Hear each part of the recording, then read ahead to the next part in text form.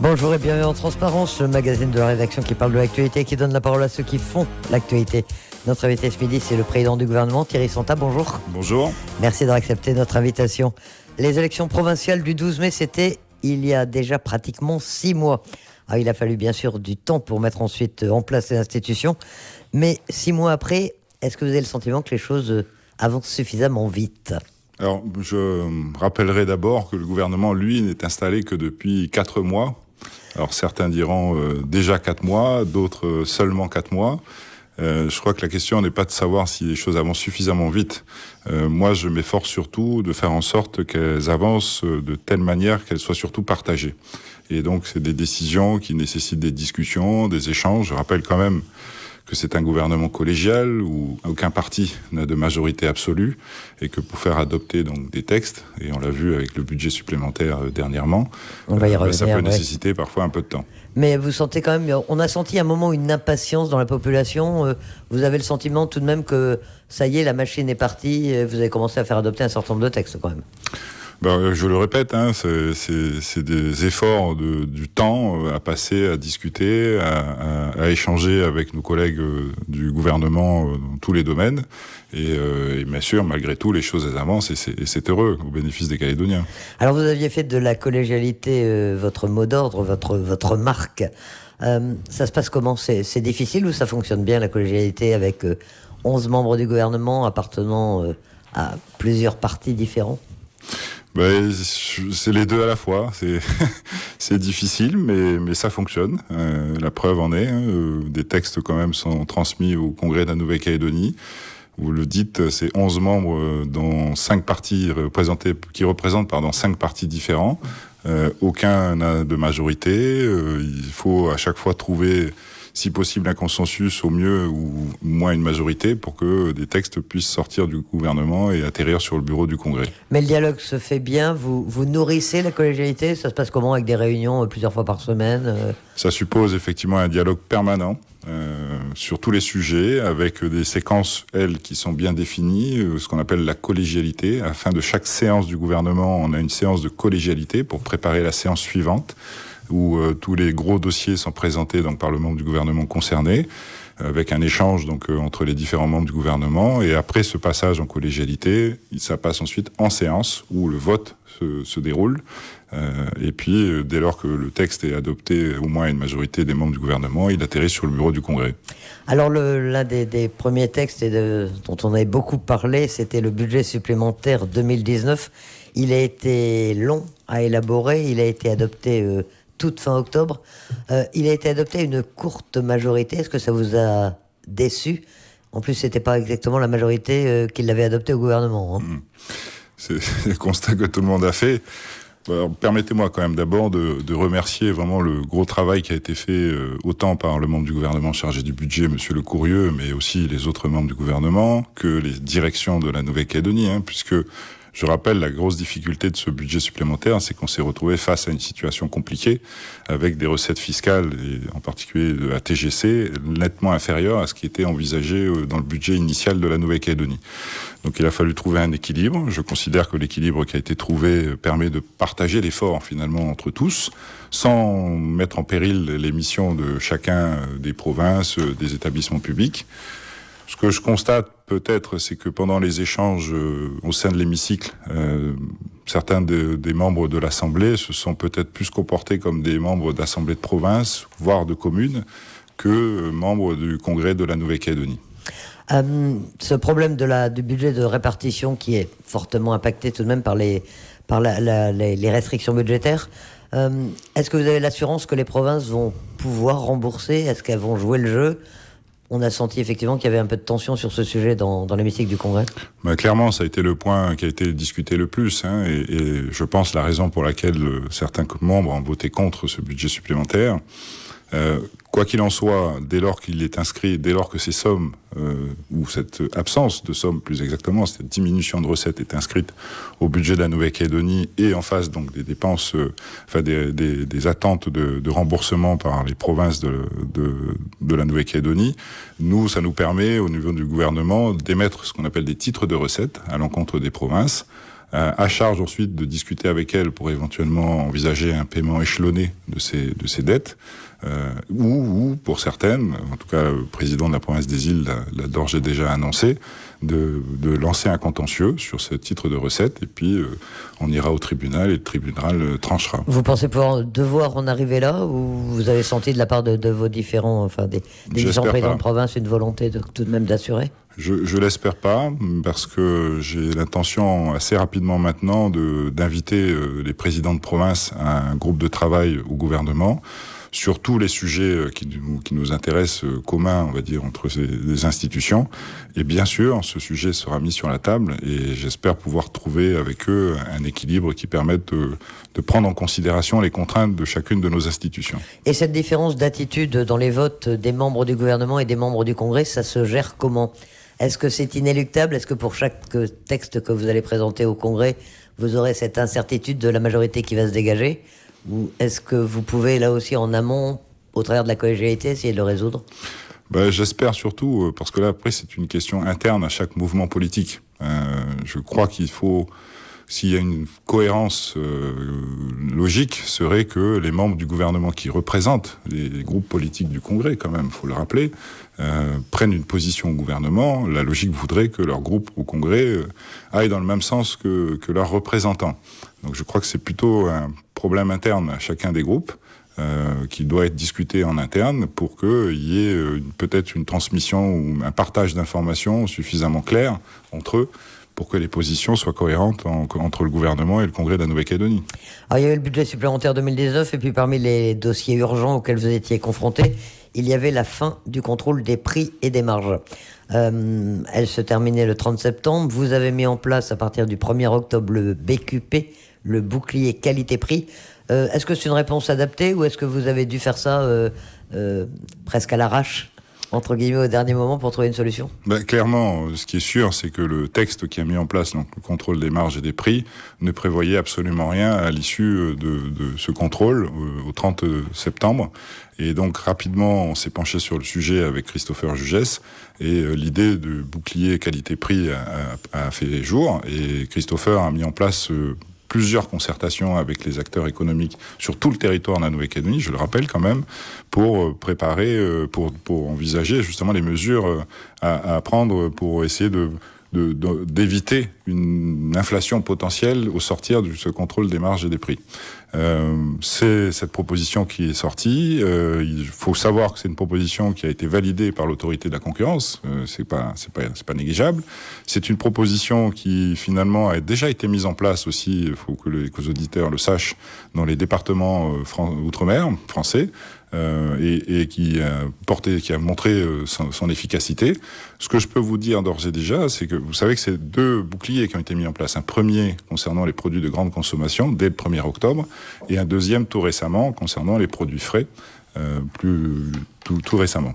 Le premier donc, qui a été mis en place le 1er octobre a déjà porté ses fruits. En un mois, le constat qui est fait, c'est que les prix qui sont proposés par les opérateurs sont 20% en dessous des montants maximums prévus dans le cadre du bouclier. Parce que je rappelle quand même que ce dispositif a pour intérêt de mettre en œuvre une concurrence entre les opérateurs. Le bouclier définit un panier de produits avec des montants maximums, mais ensuite à charge pour chaque opérateur de définir son prix et de faire jouer donc la concurrence. Et le constat, c'est celui-là, c'est 20% déjà aujourd'hui en un mois inférieur au prix maximum prévu dans le panier. Alors que l'origine, le but c'était surtout d'éviter un dérapage, mais vous pensez même pouvoir obtenir une baisse des prix donc. Clairement, c'est ce que nous constatons. Alors maintenant, c'est quand même très récent, il faut encore laisser un peu de temps pour que l'Observatoire des marges et des prix qui va suivre ce dispositif, dans lequel, je précise, les consommateurs seront représentés, puisque l'association UFC Que Choisir est membre de cet observatoire, va pouvoir observer donc ce qui va se passer. Il est prévu que dans 6 mois, une clause de revoyure d'ores et déjà est prévue dans 6 mois pour envisager éventuellement une modification de ce dispositif.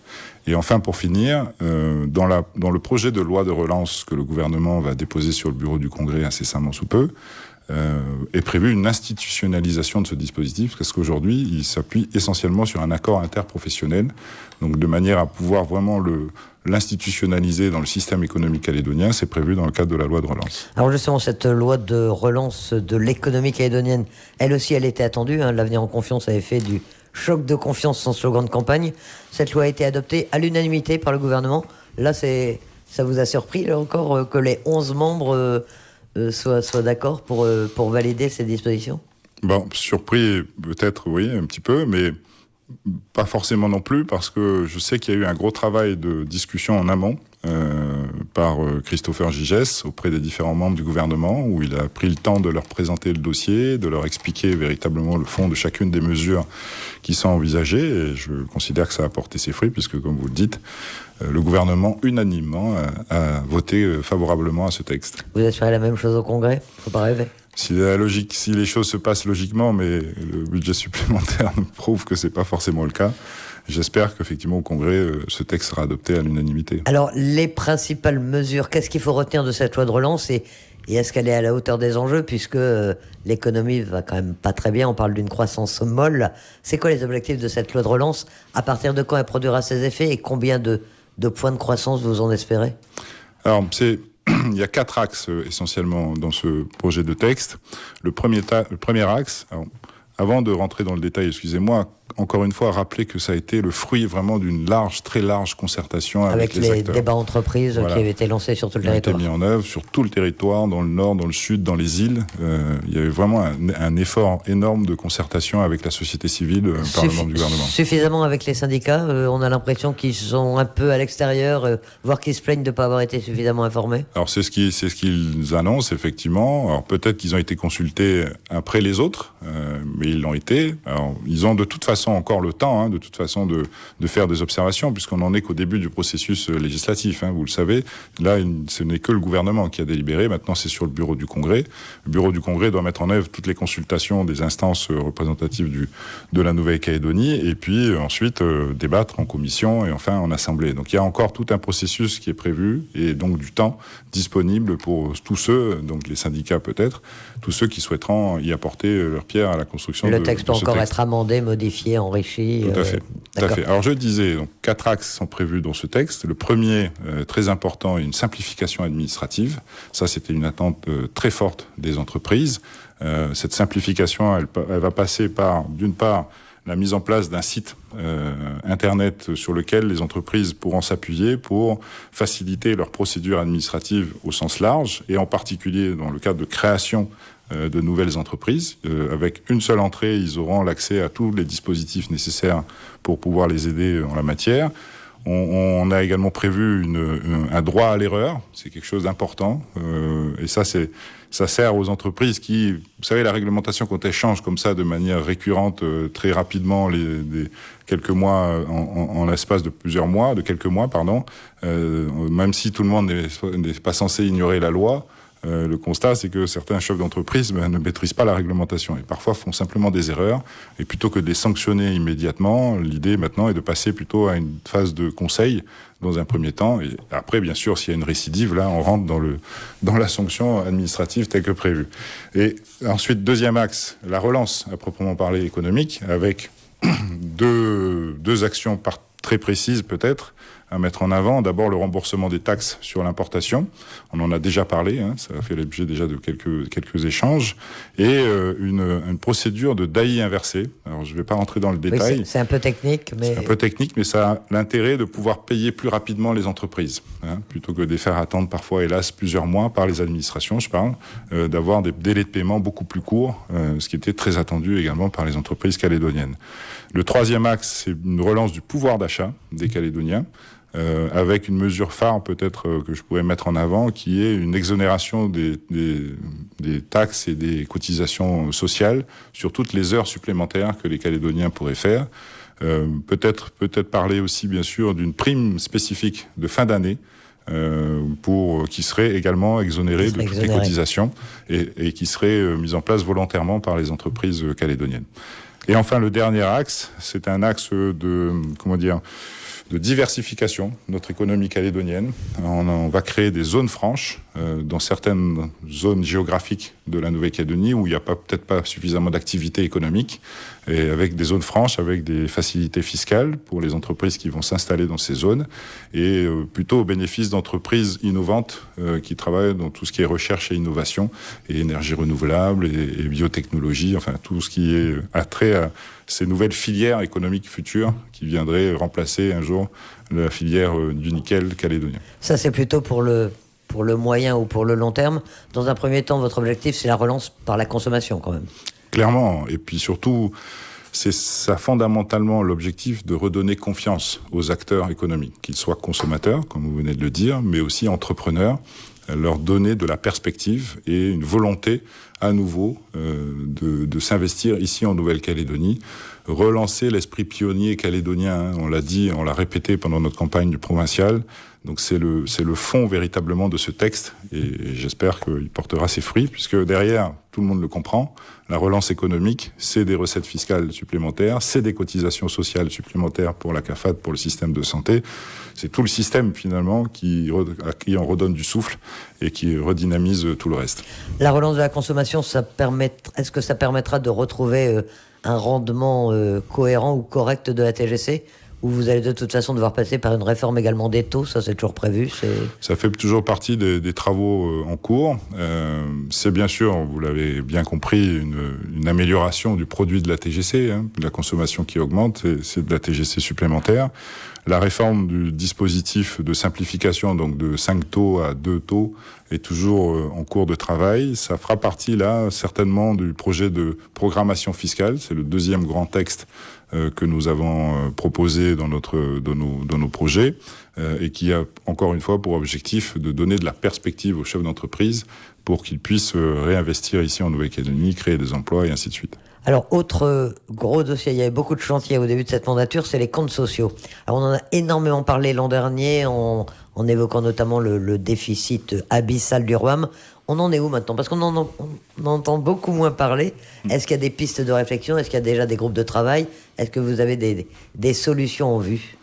Il y a un énorme travail. Vous savez que c'est un sujet qui me tient particulièrement à cœur. C'est vous qui vous l'avez en charge. Hein. Que j'ai pris en charge directement en tant que président du gouvernement. Je crois que c'est peut-être, à mon sens, le dossier le plus important de cette mandature qui est devant nous, pardon. Un énorme travail d'analyse de la situation a été mené ces 4 derniers mois.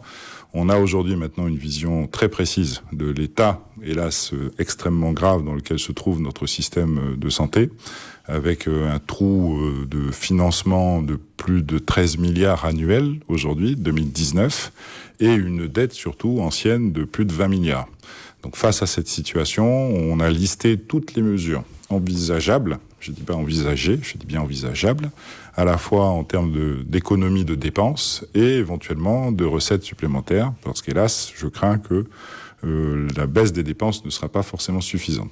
Et ce travail est abouti maintenant. Je vais le présenter incessamment sous peu au gouvernement, en collégialité du gouvernement de la Nouvelle-Calédonie, pour ensuite le présenter également aux acteurs de la santé. Je pense qu'ils ont leur mot à dire, forcément, dans cette réforme à venir. Et enfin, en commission plénière du Congrès, qui a formulé cette demande également. Donc, tout ça va se passer avant la fin de cette année 2019, pour ensuite mettre en œuvre des mesures qui vont se faire en 2 temps. Un premier train de mesures pour trouver de la trésorerie nécessaire pour éviter que nos centres hospitaliers se trouvent en difficulté, et une difficulté qui arrive aujourd'hui à un stade où on se pose même la question de payer les salaires des praticiens et des soignants au sein des structures. Donc, première étape, une recherche de trésorerie immédiate, mais en parallèle également une réflexion, une mise en œuvre plutôt des mesures de fond, de modification de la gouvernance, de l'économie générale finalement du dispositif, pour mettre en place des mesures, pérennes, d'équilibre de notre système de santé. Donc tout ça va être présenté, je répète, avant la fin de l'année 2019 aux instances de la Nouvelle-Calédonie. Les pistes pour trouver de la trésorerie? Alors il y en a plusieurs. Il y a d'abord sur le budget de la Nouvelle-Calédonie, même si ça risque d'être compliqué. On a bien sûr, je l'ai annoncé dans ma déclaration de politique générale, on va créer une taxe sur le sucre qui va apporter donc une ressource supplémentaire. Je suis encore en discussion avec la CAFAD pour envisager un soutien de sa part, parce que la CAFAD dispose de trésorerie, mais dans d'autres régimes que le régime de santé. Voilà, c'est tout ce genre de réflexion et de discussions surtout qui vont avoir lieu bientôt. On a énuméré déjà un certain nombre de dossiers. C'est quoi maintenant les principaux chantiers du gouvernement en dehors de ces textes qu'on a déjà énumérés? Vous avez... Il y a un chantier essentiel aujourd'hui qui est bien sûr la préparation du budget primitif 2020. C'est le gros dossier, en plus de celui de la santé que je viens d'évoquer, sur lequel aujourd'hui travaille le gouvernement, se concentre le gouvernement au sens large, tous les membres du gouvernement, toutes les directions de la Nouvelle-Calédonie. Chaque année, pour l'information des auditeurs, la Nouvelle-Calédonie vote un budget annuel en fin d'année précédente qui prévoit les recettes et les dépenses de l'exercice à venir. Et c'est un énorme travail dans toutes les directions de la Nouvelle-Calédonie pour arriver en finale à trouver un équilibre compte tenu de la situation économique et financière dans laquelle nous nous trouvons, que tout le monde connaît maintenant aujourd'hui. Vous imaginez bien que l'exercice n'est pas facile pour ce budget 2020, mais on aboutira de toute façon malgré tout. Il vous reste un mois et demi, de toute façon, il doit être voté avant le 31 décembre. L'objectif, c'est de le voter avant le 31 décembre. Vous serez prêt? Je vous le répondrai avec certitude un peu plus tard, Madame Noir. Vous étiez à Paris au comité signataire, on reviendra sur le comité signataire proprement dit, mais vous aviez tenu auparavant à une séquence économique et sociale. Vous vouliez notamment, là aussi, chercher peut-être des financements complémentaires, notamment de la part de l'État. Est-ce que ça a répondu à vos attentes? Est-ce que vous avez obtenu ce que vous étiez allé chercher? Le constat que je peux faire basique est que l'État a annoncé donc une enveloppe complémentaire de 9 milliards dans les contrats de développement aujourd'hui qui nous lient avec lui. Nous lie, quand je dis nous, c'est la Nouvelle-Calédonie, les provinces, les communes. Donc c'est quand même pas négligeable. Et cette enveloppe, elle doit être répartie avant la fin de cette année. Les avenants au contrat actuel vont être établis avant la fin de l'exercice, justement pour donner le temps de les consommer jusqu'en 2022, avec vraiment une date limite du 31 décembre 2022. L'intérêt étant de redonner de l'activité, de participer en tout cas à la relance économique en redonnant de l'activité aux entreprises calédoniennes. Donc ça, c'est la première chose. Et la deuxième chose qu'on a pu obtenir également dans ces séquences économiques et sociales, c'est l'apport de liquidités supplémentaires aux banques calédoniennes, puisque là aussi, c'était une attente forte des entreprises calédoniennes qui avaient des difficultés à se refinancer auprès des banques, à la fois en termes de trésorerie ou d'emprunt pour des investissements à venir. Et là, les banques calédoniennes vont pouvoir bénéficier de 17 milliards de financement complémentaire par l'IOM, qui est, pour simplifier les choses, un peu la banque centrale de la Nouvelle-Calédonie. Ça a été annoncé également à cette occasion. L'idée, c'est de remettre des liquidités directement dans le marché en Nouvelle-Calédonie. Tout à fait. Vous êtes également... pour rester dans les questions économiques et sociales, vous êtes également allé à Bruxelles après le comité des signataires pour voir les autorités européennes, les responsables européens. Là aussi, c'était un peu pour chercher des moyens, des financements?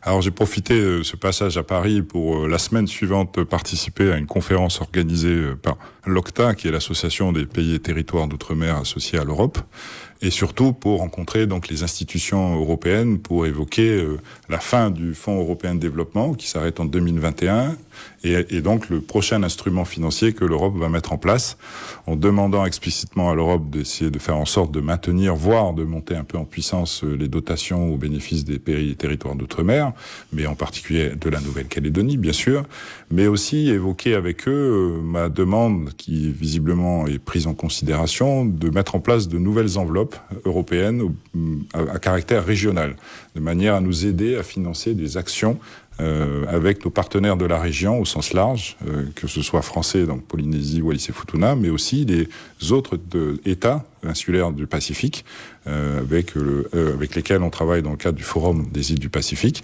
sur des actions globales, régionales, de protection de notre océan, de développement de filières économiques nouvelles, en particulier en matière d'énergie renouvelable, de surveillance de nos océans par rapport aux pêches illégales. En fait, tous ces dispositifs-là sont des dispositifs sur lesquels l'Europe pourrait nous aider. Et je pense que ma demande a été entendue. En tout cas, c'est le retour que j'en ai eu des instances européennes. On dit souvent qu'il y a de l'argent à Bruxelles, en Europe, mais qu'on ne sait pas bien aller le chercher, qu'on ne sait pas faire du lobbying, qu'on ne sait pas monter les dossiers parce qu'ils sont un peu compliqués. Ça peut être l'un des l'une des tâches du gouvernement de mettre en place ce genre de structure ? Clairement, ça sera le cas. Et ce qu'il faut que vous sachiez, c'est que le gouvernement de la Nouvelle-Calédonie va présider l'OCTA, l'association dont je vous parlais tout à l'heure, et que j'ai l'intention, à ce titre, d'utiliser cette structure comme source d'information et de diffusion d'informations de tous les programmes européens dont on peut bénéficier. Puisqu'au-delà des fonds européens de développement qui sont dédiés spécifiquement, il y a d'autres programmes européens qu'on ne connaît pas ou qu'on connaît peu, qui existent et sur lesquels on pourrait également avoir des soutiens. Et l'OCTA pourrait être l'organe de diffusion de cette information auprès de chacun des territoires d'outre-mer, à charge ensuite, à chaque territoire, de mettre en place des structures internes, et c'est mon intention en créant une direction des relations extérieures, en montant en puissance le service actuel, de diffuser ensuite cette information auprès des acteurs, parce que là on parle de programmes non pas au bénéfice des collectivités, mais des entreprises, voire des particuliers, et donc à charge pour ces territoires d'outre-mer de diffuser en interne avec des structures dédiées internes. Lors de ce comité signataire, il y a eu aussi des décisions plus politiques. Alors, il devait fixer la date, finalement, ça devait être le 30 août ou le 6 septembre, ça devait être annoncé 15 jours après, ça a un peu tardé, mais depuis lundi, le Premier ministre a annoncé qu'il retenait la date du 6 septembre. Ça vous convient ?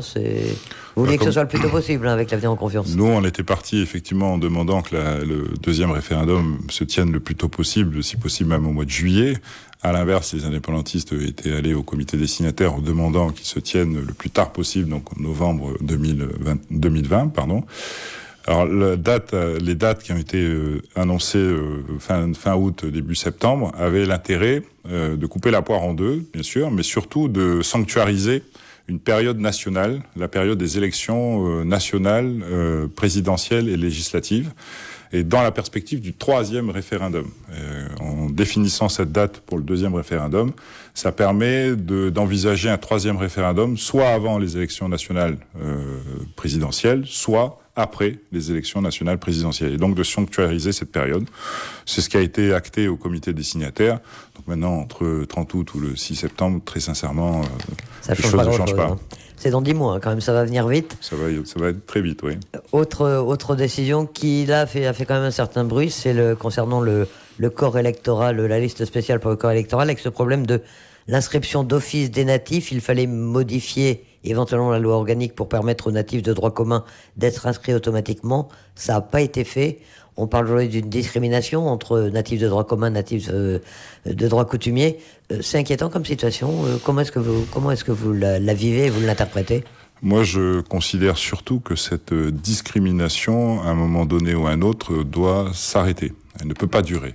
Je crois que on est aujourd'hui dans une réflexion pour une construction de la Nouvelle-Calédonie de demain, et on ne peut pas considérer les citoyens de la Nouvelle-Calédonie différemment en fonction de leur statut, donc coutumier ou de droit commun.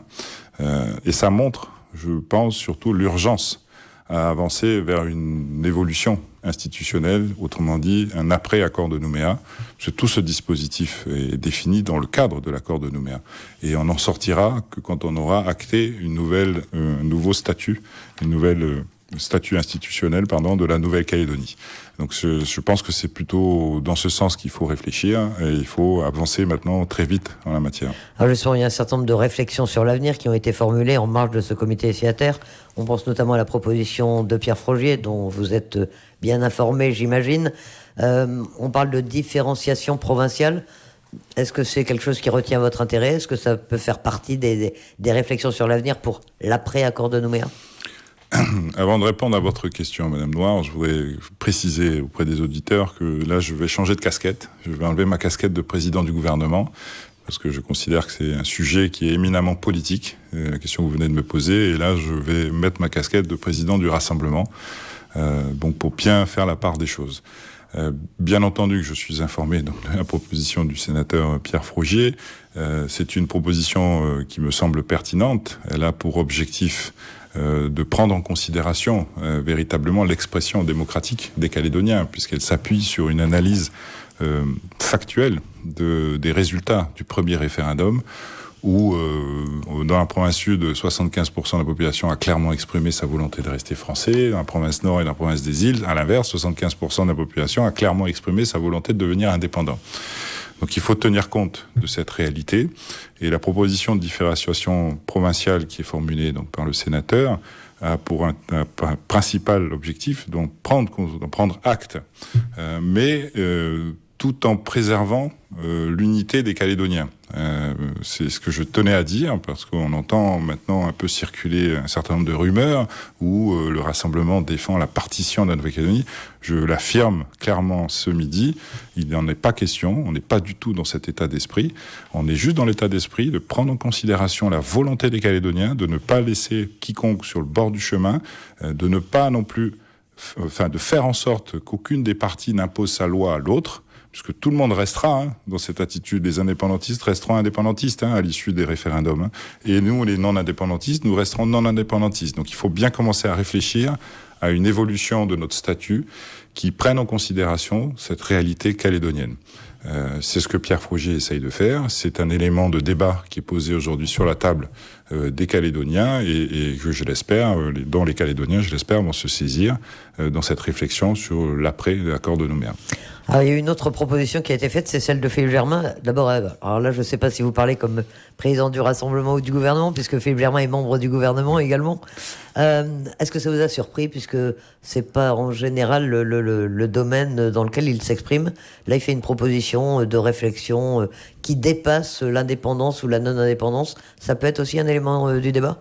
Je vais garder ma casquette de président du Rassemblement, si vous voulez bien, pour répondre à votre question.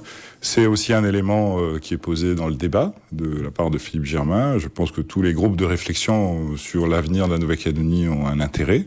Maintenant, très sincèrement, imaginer que l'avenir institutionnel de la Nouvelle-Calédonie n'a pas d'impact économique et social, je partage pas cette vision des choses, même si on travaille tous pour améliorer la qualité de vie de nos concitoyens. On a tous conscience, je pense, intuitivement, que ce travail ne sera pas le même si un jour la Calédonie devient indépendante ou au contraire, si on reste au sein de la République avec le soutien de la République, comme c'est le cas aujourd'hui. Et puis enfin, il y a aussi, réfléchir à un projet de société unique. Je ne crois pas que ce soit non plus la solution. On a tous des aspirations différentes. Moi, je partage pas la vision économique et sociale de Monsieur Germain. C'est pas un reproche, c'est un constat. Et donc, c'est le débat démocratique qui va également évoluer, même sur ces questions-là, économiques et sociales. Donc, imaginez une société unique, un projet de société unique partagé par tous. Je n'imagine pas. Enfin, c'est un peu utopique. Non, mais ça a été le cas peut-être dans certains pays, mais on sait où ça aboutit. Je veux dire, là, on parle quelque part de dictature, de pensée unique, et c'est pas la manière de faire, de penser qui est la mienne. Comme président du Rassemblement, toujours, vous allez suivre avec intérêt les congrès indépendantistes qui sont tous réunis ce week-end. Ça peut être important, ce qui va en sortir, voir s'il y a une volonté de dialogue ou non. Clairement, vous posez la bonne question. C'est ce qu'on attend de voir, comment les choses vont se passer, quelle position les mouvements indépendantistes du front du FLNKS vont se positionner, comment éventuellement ils vont se saisir des différentes propositions qu'on vient d'évoquer. Et puis, comment ils envisagent la fin de l'accord de Nouméa et surtout le respect ou pas de l'expression démocratique des Calédoniens. Alors, le temps presse dans cette émission, mais aussi globalement, on le disait, ça fait déjà 6 mois qu'il y a eu les élections provinciales, dans 10 mois, il y a le premier référendum, et puis, à l'horizon 2022, la fin de l'accord de Nouméa. Quel rôle peut jouer le gouvernement? Là, vous changez de casquette à nouveau. Ouais. Quel rôle peut jouer le gouvernement dans le débat institutionnel? Est-ce que ça peut être... Vous dites la collégialité, ça fonctionne, vous parlez. Est-ce que le gouvernement peut être un lieu de débat de l'avenir institutionnel ou est-ce que c'est pas du tout sa vocation? En tout cas, moi, je ne le souhaite pas. On a encore une fois un gouvernement collégial représentatif de notre Assemblée avec des aspirations sur l'avenir institutionnel différentes en fonction des membres du gouvernement, mais l'obligation par contre de travailler ensemble sur les différentes questions de société des Calédoniens. Je crois qu'on partage par contre, je peux le dire assez sincèrement, une volonté commune de travailler pour l'intérêt général et pas forcément pour des intérêts particuliers. Et je crois que le gouvernement a pour responsabilité de garder à l'esprit des mesures, des propositions, en tout cas de textes, de délibération ou de loi du pays qui vont dans le sens de l'amélioration de la qualité de vie des Calédoniens. Et c'est ce qui doit nous diriger dans nos travaux au sein du gouvernement. Et je crains que si d'aventure on y met le débat institutionnel, ça pose plus de difficultés qu'autre chose et que ça nous empêche d'avancer parfois sur certains dossiers. C'est plus le Congrès qui pourrait être cette instance ? Clairement, je considère que c'est effectivement le Congrès de la Nouvelle-Calédonie qui, là, est véritablement représentatif de l'expression démocratique des Calédoniens, puisque c'est bien les Calédoniens qui les ont élus, ou dans lequel ce débat institutionnel peut être évoqué, bien sûr. Mais en tout cas, ce sont des instances où indépendantistes et partisans du maintien dans la France se rencontrent, se côtoient et peuvent discuter. Exactement. Thierry Santa, président du gouvernement et président du Rassemblement, merci d'avoir accepté notre invitation dans ce magazine Transparence. Merci beaucoup pour l'invitation.